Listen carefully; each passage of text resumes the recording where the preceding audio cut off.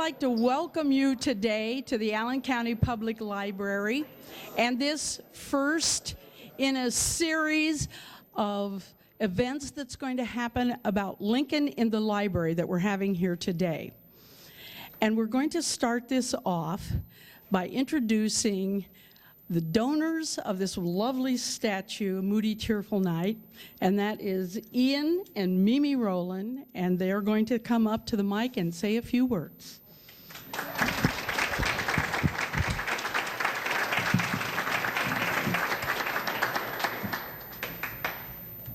You want to say anything? He already told me I can't. You all know that's not the truth. We are delighted to be here today to celebrate the commissioning of this statue.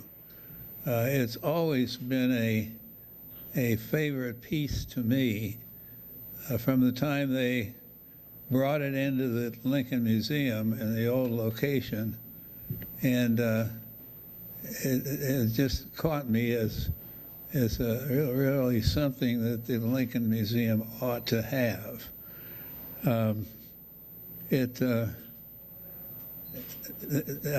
I discovered what kind of fundraising tactics Cheryl Ferverda uses. Where is she? Right there, right here. I warned you.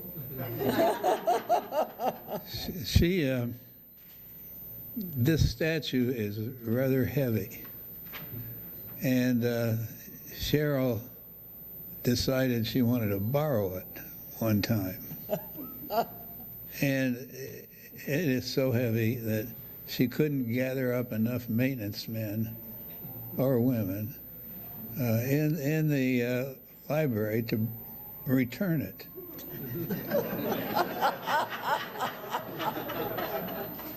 Now, she's very good at this kind of devious fundraising technique.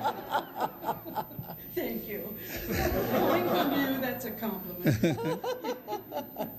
But as I say, I've always enjoyed the statue, thought it was a unique part of Lincoln's existence.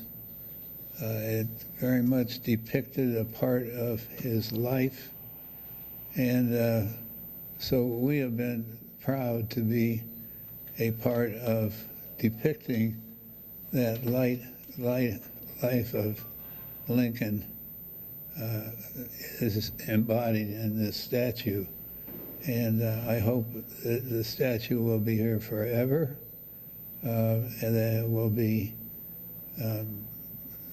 enjoyed by people all over Allen County, and it will be a special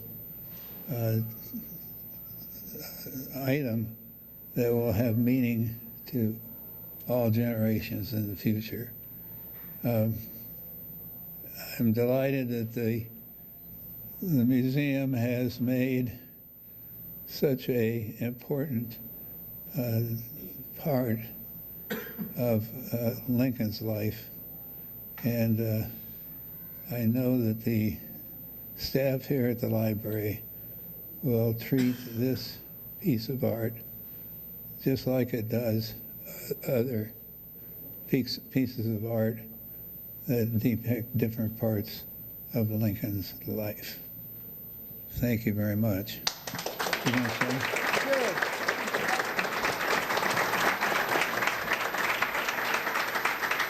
I decided to talk, and I'm just saying ditto.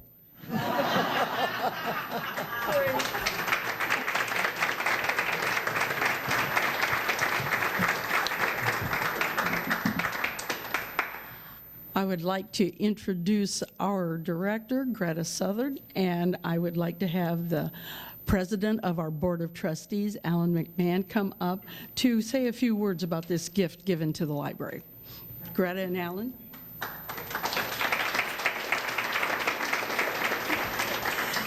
Good morning. I'm Greta Southard, obviously, and this is Alan. I'm the director of the Allen County Public Library, and we're so pleased to be the recipients of this gift, and we're so pleased that so many of you could join us this morning for this activity, and hopefully you'll stick around for the rest of the events that we have this afternoon. I'm going to introduce Alan. Alan, why don't you say a few words? Thank you, Greta. As the president of the Board of Trustees, it's my duty and responsibility to very happily accept for the library and all of its people this wonderful gift from Mimi and Ian Rolland, which was a very generous thing, as they've done before in this community, to give to the library. We appreciate them and all of the effort of this. Thank you.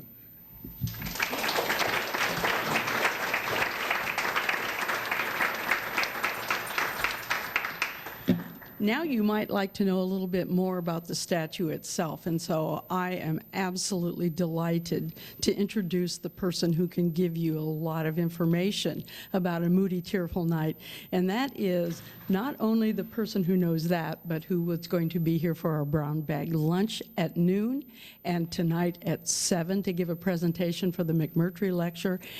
It's my great honor to introduce Harold Holzer.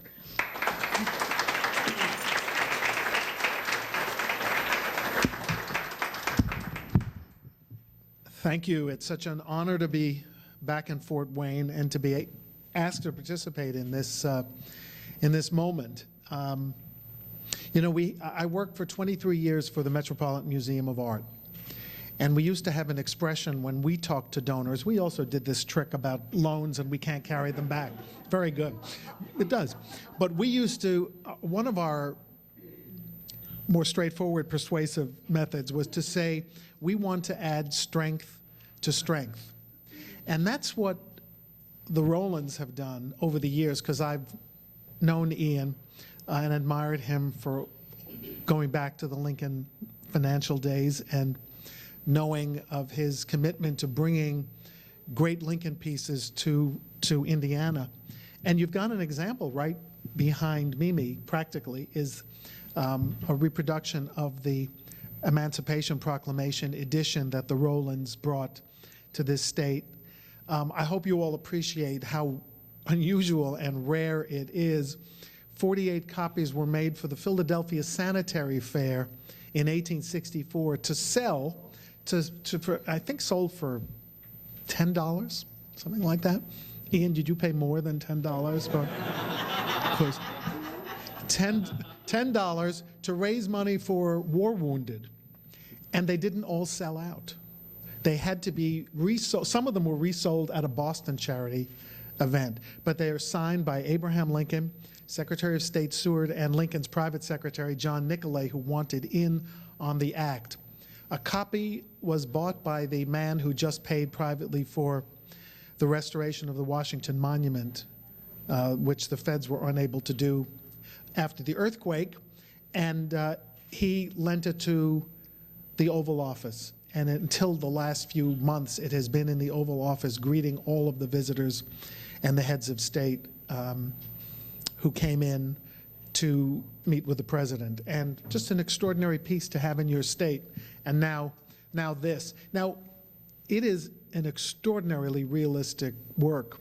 And obviously, it depicts the moment about which we have so many diverging descriptions of when either 3 people or 9 people, or if you count the reminiscences, 525 people carried Abraham Lincoln's lifeless body, because he was brain dead, really, in a way, from Ford's Theater across the street to, they didn't even know where. I mean, here they are, carrying him across the street, and they don't know where to take him. Somebody has called for a carriage, and Dr. Leal, the man who's holding Lincoln's head, is saying, you can't take him across the cobblestone streets of Washington. He'll die in the carriage. Find a place for him somewhere, or somewhere on 10th Street. And someone yelled, bring him in here, to the boarding house across the street, up this winding little staircase. I don't know how they took that 6'4" man and wound him around into a back bedroom. But at this moment, and we know this from a painting that was done allegedly by an artist who happened to be sketching something else going on the street at the same time. The street was not empty. There was a marching band doing an impromptu march in the street, a military band. The streets were alive with people who were celebrating the end of the war. That had only happened 5 days before. And people were still setting off fireworks, marching through the streets, cheering, and this little brass band was marching by. Maybe they were hoping that someone from the theater would catch their act and regard it as an audition for a future stage engagement. But the procession, this moody, tearful procession, quoting Walt Whitman as the sculptor did, it has to sort of wend its way through the marching band, and you see them dissolving into sort of a mess. They were marching in precision order, and suddenly their instruments stopped playing. It's almost like a Laurel and Hardy scene, if you're old enough to know what happens when they all fall over. And that's what's happening at this moment. It's moody, it's tearful, but it's bizarre as they part the ways. Most people not believing it's President Lincoln. It's President Lincoln. What's happened? I've seen this sculpture over the years, and I've met Richard Maslowski, the genius who created it. Ambitious, talented. He always wanted this depiction, the only three-dimensional depiction of this moment. Really the last moment that Abraham Lincoln is seen in public, being carried across 10th Street. He wanted it someday to be in a public institution. And it's just great for all of you here in Fort Wayne and this wonderful library that I've had the privilege of touring today with Curt. It's great that you have it. I'm honored to be here at the dedication.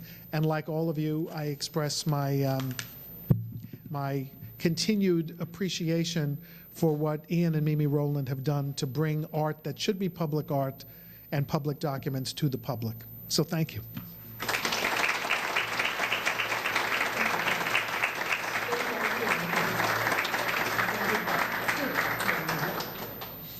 Thank you, Harold. That was wonderful to know about this.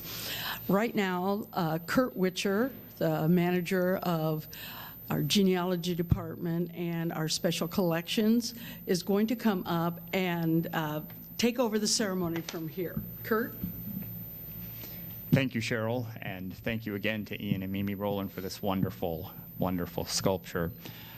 I'm just so excited whenever I have an opportunity to talk about just the treasures that this library has and the awesome community members who have contributed to this wonderful institution. It's really with extraordinary pleasure and honor that we are going to receive another extraordinary gift, a very 21st century gift from the Abraham Lincoln Bicentennial Foundation. This organization, which Harold leads and has led for years, has been very instrumental, not only in Lincoln's bicentennial and that celebration, but continuing to raise the bar of interest and raise the bar of scholarship around this extraordinary individual during an extraordinary time in our country's history. So after wonderful negotiations and discussions, and Harold and I sort of continued those in an unofficial but exciting way this morning at breakfast, the Abraham Lincoln Bicentennial Foundation is giving their website and their domains to the Allen County Public Library with the understanding that we will continue we will perpetuate those sites, and we will continue to work with members of the commission and individuals that Harold Holzer and Frank Williams and Edna Green Medford and others, including our own Sarah Gabbard, recommend to us as individuals worthy of note and worthy of working with in presenting Lincoln scholarship. We are just so honored and so pleased that Harold and his colleagues chose the Allen County Public Library as the place where they want to perpetuate their virtual presence as the Bicentennial Commission. I want to give a public and very sincere thanks to you, Harold, for, from my perspective, advocating on our behalf that these domains and this wonderful site come to the Allen County Public Library. It's an extraordinary honor to us, and you have our collective commitment to make sure that you and your colleagues will be proud, and that we will continue to entice and welcome and try to spur even more Lincoln scholarship. So it's with great pleasure that I thank you for this wonderful gift of the website.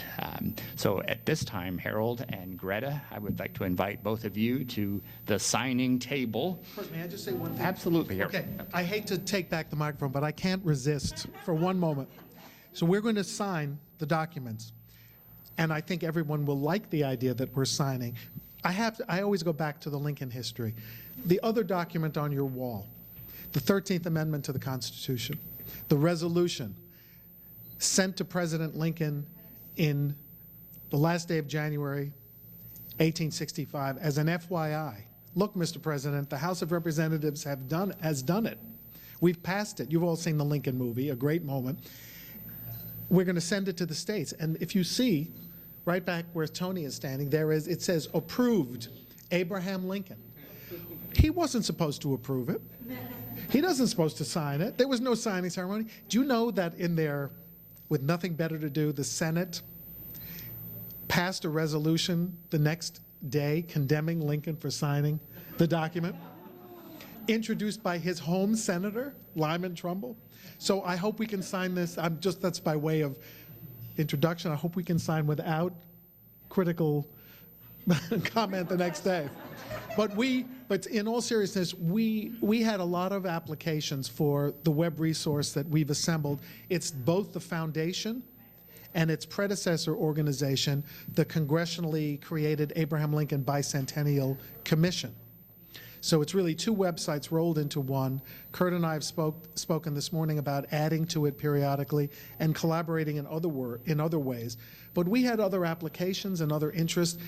What you have done digitally here to become a national resource for Lincoln students and Lincoln scholars impressed the board members so much that it was a no-brainer for us. And we are equally proud to be doing this historic with a small h deed today. So thank you, Curt.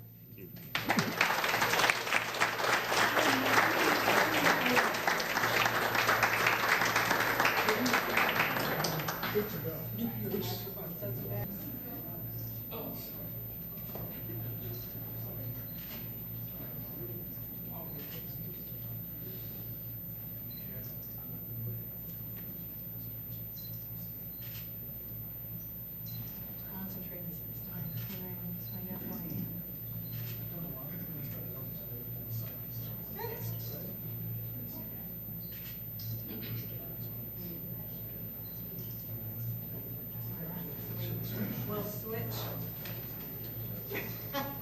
Changing the regard there.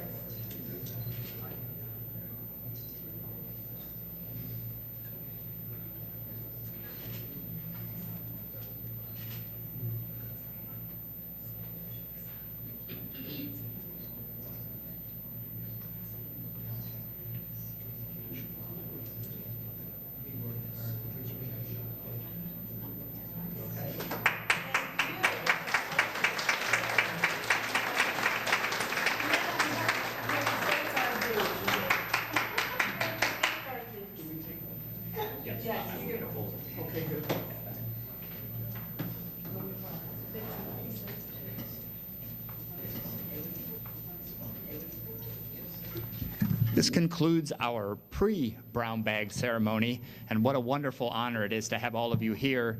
On behalf of the library, our director, and our trustees, we really invite you to participate in as much of the day as you can. There's going to be an outstanding brown bag lunch in just a few moments down in the meeting rooms on the first floor, where Harold's going to be talking about his new book. It's a must engage, a must see.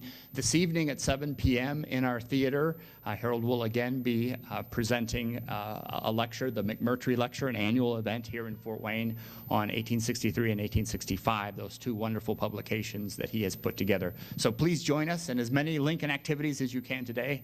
We're pleased that you're here. Thank you.